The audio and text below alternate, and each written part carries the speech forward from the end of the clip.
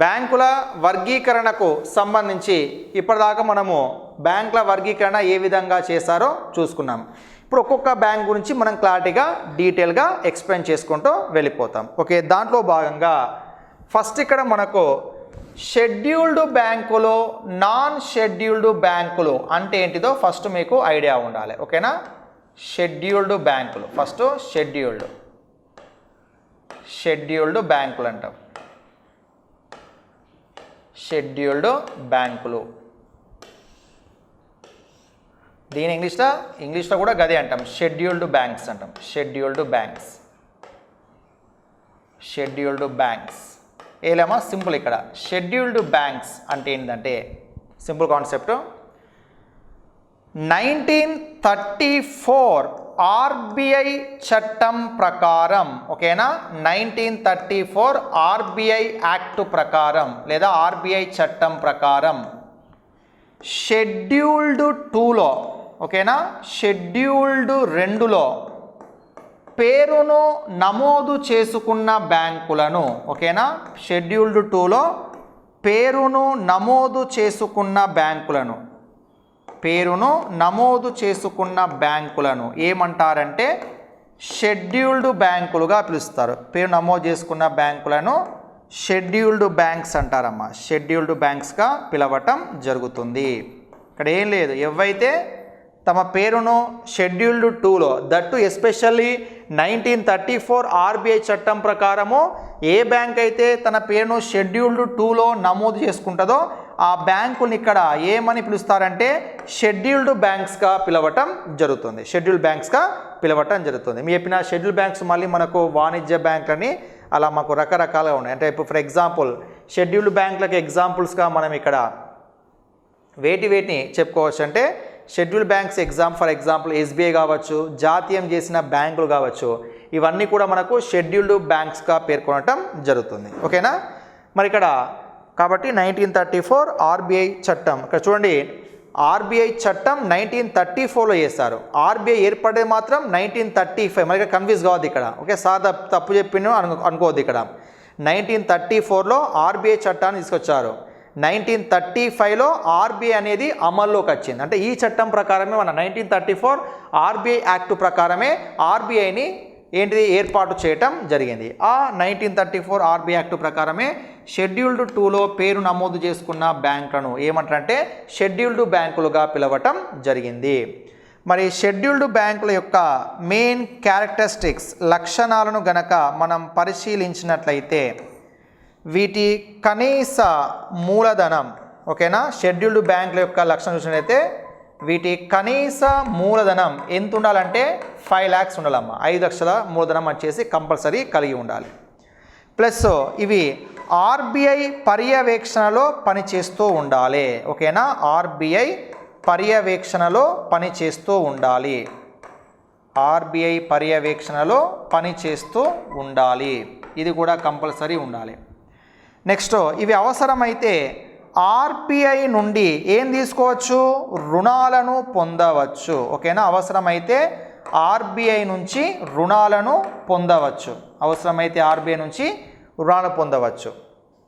ఇలా ఏవైతే ఉంటాయో వాటిని ఏమంటామంటే షెడ్యూల్డ్ బ్యాంకులుగా పేర్కొంటాం. ఓకేనా, కనీస మూలధనం 5 లక్షలుగా ఉండాలి, ఆర్బీఐ పర్యవేక్షణలో పనిచేస్తూ ఉండాలి, ఆర్బీఐ నుంచి రుణాలను పొందవచ్చు. ఇలా లక్షణం వాటిని ఏమంటామంటే మనం ఇక్కడ షెడ్యూల్డ్ బ్యాంకులుగా పేర్కొనటం జరుగుతుంది. మరి నాన్ షెడ్యూల్డ్ బ్యాంక్స్ అంటే ఏంటిది? నాన్ షెడ్యూల్డ్ బ్యాంక్స్, ఓకేనా, నాన్ షెడ్యూల్డ్ బ్యాంక్ అంటే ఏంటంటే 1934 ఆర్బీఐ చట్టం ప్రకారం, ఆర్బీఐ యాక్ట్ ప్రకారం షెడ్యూల్డ్ 2లో పేరు నమోదు చేసుకోని బ్యాంకులమ్మ. ఓకేనా, షెడ్యూల్డ్ 2లో పేరు నమోదు చేసుకోని బ్యాంకులను ఏమంటామంటే షెడ్యూల్డ్ బ్యాంక్స్గా పేర్కొంటాం.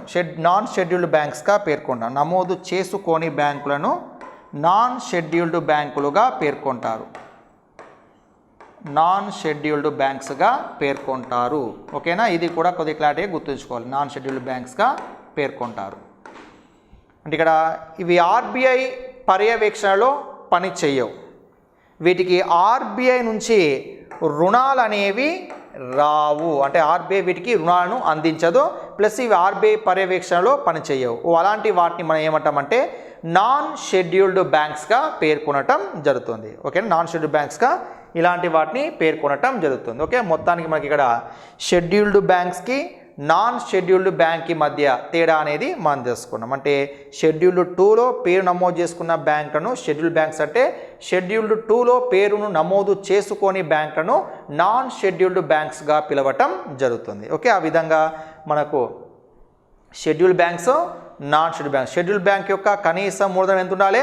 5 lakhsగా ఉండాలి. ఇవి ఆర్బీఐ పర్యవేక్షణలో కంపల్సరీ పనిచేస్తూ ఉండాలి. ఒకవేళ ఆర్బీఐ నుంచి అవసరమైతే ఏం చేసుకోవచ్చు, ఇవి రుణాలను కూడా పొందడానికి అర్హత కలిగి ఉంటాయి. ఓకే, అలాంటి బ్యాంక్స్ మనకి ఇక్కడ షెడ్యూల్డ్ బ్యాంకులుగా పేర్కొనటం జరుగుతుంది. ఓకే, మనకి ఏంటంటే షెడ్యూల్డ్ బ్యాంక్స్కి నాన్ షెడ్యూల్డ్ బ్యాంక్స్ మధ్య తేడా ఏంటిదో ఇక్కడ మనం క్లారిటీగా తెలుసుకోవటం జరిగింది. మరి ఇక్కడ వాణిజ్య బ్యాంకులు అంటే తెలుసుకోవాలి. వాణిజ్య బ్యాంక్, ఇవన్నీ బేసిక్స్ అవన్నీ గుర్తుంచుకోవాలి. ఓకేనా, వాణిజ్య బ్యాంకులు, కమర్షియల్ బ్యాంక్స్ పేరులోనే ఉన్నది. ఓకేనా, వాణిజ్య బ్యాంకులు అంటున్నా, కమర్షియల్ బ్యాంక్స్. మరి ఇక్కడ వాణిజ్య బ్యాంకులు అంటే ఏంటంటే కామన్గా వాణిజ్య బ్యాంకులకు సంబంధించి ఇవేంటంటే కామన్గా మనకు ఇవి ఎలా పనిచేస్తాయి అంటే లాభాపేక్షతో వ్యాపారం నిర్వహించేవి. ఓకేనా, లాభాపేక్ష, వాణిజ్య కమర్షియల్ అంటాం. కమర్షియల్ అంటేనే లాభాపేక్ష. లాభాపేక్షతో అంటే కంపెనీ కామన్గా ఏదైనా ఒక చట్టం ప్రకారం తన పేరును నమోదు చేసుకొని లాభాపేక్ష కోణంలో వ్యాపారం చేసే బ్యాంకులను ఇక్కడ మనం ఏమంటామంటే కమర్షియల్ బ్యాంక్స్ లేదా వాణిజ్య బ్యాంకులుగా పేర్కొనటం జరుగుతుంది. అంటే ప్రధానంగా ఇవి మనకు లాభాపేక్షతో వ్యాపారం చేయటం జరుగుతుంది. ఇవి సాధారణంగా స్వల్పకాలిక రుణాలను అందివ్వటం జరుగుతుంది. ఓకేనా, ఇవి సాధారణంగా ఏ రకమైన రుణాలు అందిస్తాయి అంటే స్వల్పకాలిక రుణాలను అందివ్వటం జరుగుతుంది. ఓకే, అలాంటి వాటిని ఇక్కడ మనము వాణిజ్య బ్యాంకులుగా పేర్కొనటం జరుగుతుంది. ఓకేనా, కమర్షియల్ బ్యాంక్స్గా పిలవటం జరుగుతుంది. మనకి ఏంటంటే జస్ట్ కమర్షియల్ బ్యాంక్స్కి సంబంధించిన జస్ట్ డెఫినేషన్గా మనం ఇక్కడ చెప్పటం జరుగుతుంది. ఓకే, షెడ్యూల్ బ్యాంక్స్ అంటే ఏంటిది, నాన్ షెడ్యూల్ బ్యాంక్స్ అంటే ఏంటిది, కమర్షియల్ బ్యాంక్స్ అంటే ఏంటిదో తెలుసుకున్నాం. ఇప్పుడు నెక్స్ట్ మనకి ఏంటంటే మనకు ఎస్బీఐ, జాతీయ బ్యాంకులు, ఆర్ఆర్బీలు, ప్రైవేటు బ్యాంకులు, విదేశీ బ్యాంకులు ఉన్నాయి కదా, వీటికి సంబంధించిన ఇన్ఫర్మేషన్ ఒకదాని ఒకటి మనకి ఇప్పుడు స్టెప్ బై స్టెప్ వచ్చేసి చెప్పుకోవటం జరుగుతుంది. ఇప్పుడు ఫస్ట్ మనకు దానికంటే ముందు ఇండియాలో అసలు ప్రపంచంలో మొట్టమొదటి బ్యాంకులను ఎప్పుడు ఎక్కడెక్కడ స్థాపించారు వాటికి సంబంధించిన ఒక చిన్న ఇన్ఫర్మేషన్ తెలుసుకున్న తర్వాత ఒక్కొక్క దానిలోకి మనము ఎంటర్ అవ్వుకుంటూ వెళ్తూ ఉంటాం. ఓకేనా, ఫస్ట్ ఇక్కడ మనం చూసినట్లయితే వరల్డ్ వైజ్గా చూసినట్లయితే ప్రపంచంలోనే అతి ప్రాచీనమైన బ్యాంక్ అంటే అతి ఫస్ట్ బ్యాంక్, ప్రపంచంలో మొట్టమొదటి వాణిజ్య బ్యాంక్, ప్రపంచంలోనే మొట్టమొదటి వాణిజ్య బ్యాంక్, ప్రపంచంలోనే మొట్టమొదటి వాణిజ్య బ్యాంక్ ఏంటిది అంటాడు, ప్రపంచంలోనే మొట్టమొదటి వాణిజ్య బ్యాంక్ ఏదంటే that is bank of Venice అమ్మ. ఓకేనా, bank of Venice. Bank of వెనీస్ని మనం ప్రపంచంలోనే మొట్టమొదటి వాణిజ్య బ్యాంకుగా పేర్కొంటాం. దీన్ని ఏ సంవత్సరంలో ఏర్పాటు చేశారంటే 1157వ సంవత్సరంలో ఏర్పాటు చేయటం జరిగింది. 1157. This is the first commercial bank in the వరల్డ్గా మనం చెప్తాం. బ్యాంక్ ఆఫ్ వెనీస్ అంటే ఇటలీలో మనకు ఏర్పాటు చేస్తాం. అందుకనే ఆధునిక బ్యాంకింగ్ వ్యవస్థ ఏ దేశంలో అభివృద్ధి చెందిందంటే ఇటలీ దేశంలో అభివృద్ధి చెందాము. కింద రాసుకోండి, ఆధునిక బ్యాంకింగ్ వ్యవస్థ ఇటలీ దేశంలో అభివృద్ధి చెందింది. ఓకేనా, ఆధునిక బ్యాంకింగ్ వ్యవస్థ ఏ దేశంలో అభివృద్ధి చెందిందంటే ఇటలీ దేశంలో అభివృద్ధి చెందింది. అందుకనే మనకు ప్రపంచంలో మొట్టమొదటి వాణిజ్య బ్యాంక్గా దేన్ని పేర్కొంటామంటే బ్యాంక్ ఆఫ్ వెనీస్ని పేర్కొనటం జరుగుతుంది.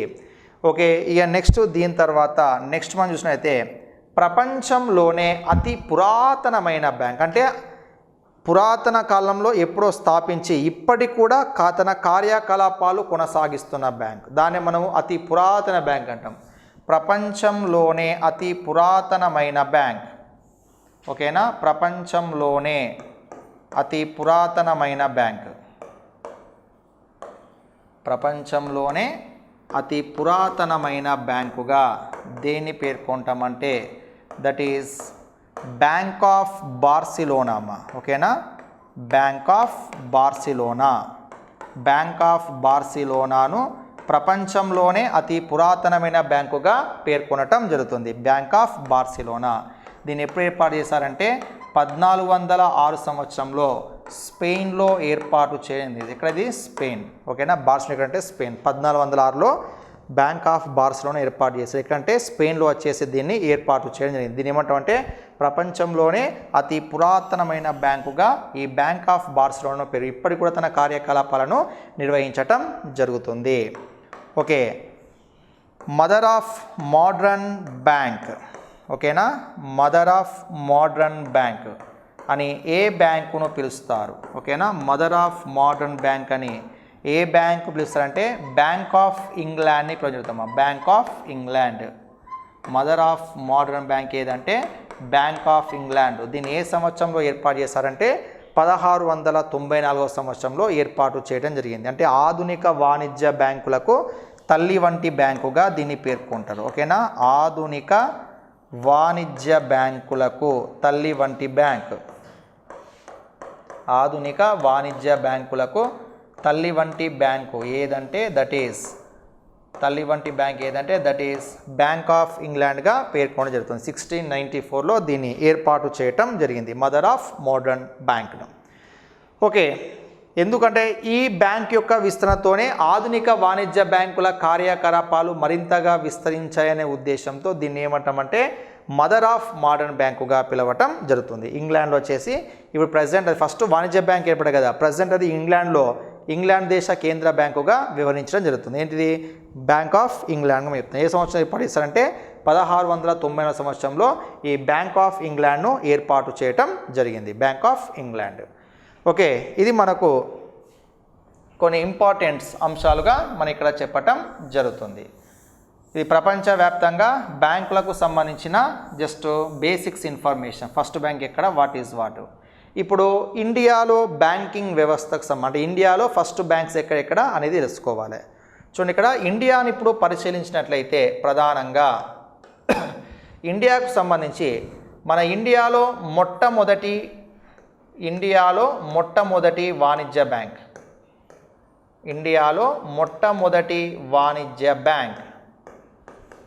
ఇండియాలో మొట్టమొదటి వాణిజ్య బ్యాంకుగా దేన్ని పేర్కొంటామంటే దట్ ఈస్ బ్యాంక్ ఆఫ్ హిందుస్థాన్ని పేర్కొంటారమ్మా. బ్యాంక్ ఆఫ్ హిందుస్థాన్ను ఇండియాలో మొట్టమొదటి వాణిజ్య బ్యాంకుగా పేర్కొనటం జరుగుతుంది, బ్యాంక్ ఆఫ్ హిందుస్థాన్. దీన్ని ఎప్పుడు ఏర్పాటు చేశారంటే 1770 సంవత్సరంలో ఏర్పాటు చేశారు. Alexander and co company, Alexander and company అంటే కో అంటాం. అలెగ్జాండర్ అండ్ కో వారు వచ్చేసి మనకి ఇక్కడ బ్యాంక్ ఆఫ్ హిందుస్థాన్ను 1770 సంవత్సరంలో ఏర్పాటు చేశారు.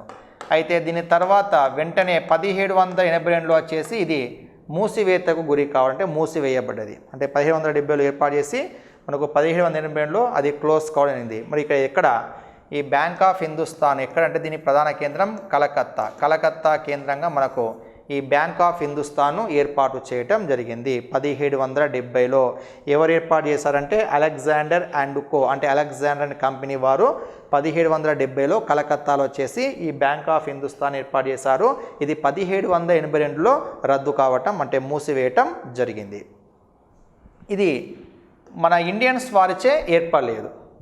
మరి ఇక్కడ అదేవిధంగా మనకు 1865లో అలహాబాద్ బ్యాంకును ఏర్పాటు చేశారు. అలహాబాద్ బ్యాంకు 1865లో అలహాబాద్ బ్యాంకును ఏర్పాటు చేశారు. దీని ప్రధాన కేంద్రం ఎక్కడంటే దట్ ఈస్ కలకత్తా కేంద్రంగా మనకు 1865లో అలహాబాద్ బ్యాంకును ఏర్పాటు చేయటం జరిగింది. నెక్స్ట్ అదేవిధంగా 1881లో ఓకేనా 1881లో అవధ్ బ్యాంకును ఏర్పాటు చేశారు. అవధ్ బ్యాంక్ అంటాం. 1881లో అవధ్ బ్యాంకును ఏర్పాటు చేశారు. ఈ బ్యాంక్ యొక్క ప్రత్యేకత ఏంటిదంటే, అవధ్ బ్యాంక్ యొక్క ప్రత్యేకత ఏంటిదంటే దట్ ఈస్ భారతీయుల యాజమాన్యంచే ఏర్పాటు చేయబడిన తొలి బ్యాంకు. భారతీయుల యాజమాన్యం చేత స్థాపించబడిన మొదటి బ్యాంకు ఏదంటే దట్ ఈస్ అవధ్ బ్యాంకుగా మనం చెప్తాం. భారతీయుల యాజమాన్యంచే స్థాపించబడిన మొదటి బ్యాంక్ ఏదంటే దట్ ఈస్ అవధ్ బ్యాంకుగా మనం చెప్తాం. 1881లో అవధ్ బ్యాంకును ఏర్పాటు చేయటం జరిగింది. ఇది తర్వాత కాలంలో దీని కూడా ఇది ఏమైందంటే 1958లో వచ్చేసి ఇది కూడా మూసివేతకు గురి కావటం జరిగింది. కాకపోతే స్పెషాలిటీ భారతీయుల యాజమాన్యంచే ఏర్పాటు చేయబడిన మొదటి బ్యాంక్ ఏదంటే అవధ్ బ్యాంక్. అంత ముందుకున్న అలహాబాద్ బ్యాంకు ఇది యూరోపియన్లు ఎక్కువ ఏర్పడిస్తారు. ఇది కూడా మనకు యూరోపియన్సే ఎక్కువగా ఏర్పాటు చేయడం జరుగుతుంది. కాబట్టి అవధ్ బ్యాంక్ మాత్రం మన భారతీయుల యాజమాన్యంచే ఏర్పాటు చేసిన మొదటి బ్యాంకుగా దీన్ని పేర్కొనటం జరుగుతుంది. అదేవిధంగా 1894లో వచ్చేసి పిఎన్బిని ఏర్పాటు చేస్తారు. 1894లో పిఎన్బిని ఏర్పాటు చేశారు. పిఎన్బి అంటే దట్ ఈస్ పంజాబ్ నేషనల్ బ్యాంకుగా మనం పేర్కొంటాం. పంజాబ్ నేషనల్ బ్యాంకును 1894లో ఏర్పాటు చేయటం జరిగింది. 1894 దీని ప్రధాన వ్యవస్థాపకుడు అంటే లాలా లజపతి రాయ్గా మనం చెప్తాం. లాలా లజపతి రాయ్ వచ్చేసి ఇక్కడ పంజాబ్ నేషనల్ బ్యాంకును 1894లో వచ్చేసి ఏర్పాటు చేయటం జరిగింది. 1894 ఎక్కడ దీని యొక్క ఇప్పుడు ప్రధాన కార్యాలయం ఎక్కడంటే లాహోర్లో వచ్చేసి దీన్ని ఏర్పాటు చేశారమ్మా. లాహోర్ కేంద్రంగా పంజాబ్ నేషనల్ బ్యాంకును 1894లో లాలా లజపతి రాయ్ వచ్చేసి ఏర్పాటు చేశారు. తర్వాత దీని ప్రధాన కేంద్రాన్ని ఎటు మార్చారంటే చండీగఢ్కి మార్చడం జరిగింది. చండీగఢ్ ఓకేనా. తర్వాత ప్రధాన కేంద్రాన్ని చండీగఢ్కి మార్చటం జరిగింది. ఓకేనా. ఇది మనకి ఏంటంటే భారతీయుల యాజమాన్యంచే ఏర్పాటు చేసిన రెండవ బ్యాంక్ ఏదంటే ఈ పంజాబ్ నేషనల్ బ్యాంక్ చెప్తాం. మొదటి బ్యాంక్ ఏదంటే అవధ్ బ్యాంకుగా మనం ఇక్కడ చెప్పటం జరుగుతుంది. ఓకే. ఇవి కూడా మనకు కొన్ని ముఖ్యమైన అంశాలుగా మనం ఇక్కడ చెప్పడం జరుగుతుంది. అంటే భారతీయ బ్యాంకింగ్ వ్యవస్థ సంబంధించిన ముఖ్యమైన అంశాలుగా వీటిని మనం పేర్కొంటాం. ఫస్ట్ ఇండియాలో మొట్టమొదటి వాణిజ్య బ్యాంక్ ఏదంటే బ్యాంక్ ఆఫ్ హిందుస్థాన్, ఎక్కడంటే కలకత్తా. తర్వాత 1865లో అలహాబాద్ బ్యాంకును కలకత్తా కేంద్రంగా ఏర్పాటు చేస్తారు. ఈ రెండు బ్యాంకులు యూరోపియన్ సహకారంతో ఏర్పాటు చేయబడ్డ బ్యాంకులు. ఈ ఫస్ట్ భారతీయుల యాజమాన్యంచే ఏర్పాటు చేసిన మొదటి బ్యాంక్ ఏదంటే అవధ్ బ్యాంకు 1881లో ఏర్పాటు చేయటం జరిగింది. దాని తర్వాత 1894లో పంజాబ్ నేషనల్ బ్యాంక్, ఇది కూడా భారతీయుల యాజమాన్యంచే ఏర్పాటు చేయబడిన రెండవ భారతీయ బ్యాంక్ ఏదంటే పంజాబ్ నేషనల్ బ్యాంక్ చెప్తాం. దాన్ని లాహోర్ కేంద్రంగా ఏర్పాటు చేశారు. తర్వాత ప్రధాన కేంద్రాన్ని ఎక్కడ చేంజ్ చేశారంటే చండీగఢ్కి మార్చటం జరిగింది. చండీగఢ్కి వచ్చేసి మార్చిల్లు. ఓకేనా. ఇవి కూడా మనకి ఏంటంటే కొన్ని ముఖ్యమైన మన ఇండియాలో బ్యాంకింగ్ వ్యవస్థ సంబంధించిన కొన్ని ముఖ్యమైన అంశాలు, వాటికి సంబంధించిన ఇన్ఫర్మేషన్స్గా మనం చెప్తాం. ఇప్పుడు మనకు ఒక్కొక్క బ్యాంక్ గురించి ప్రధానంగా ఇక్కడ తెలుసుకోవాల్సి ఉంటుంది. ఫస్ట్ మనకి ఇక్కడ ప్రధానంగా చూసిన షెడ్యూల్ బ్యాంక్స్ చూసుకున్నాం. నాన్ షెడ్యూల్ బ్యాంక్స్ అంటే ఏం తెలుసుకున్నాం.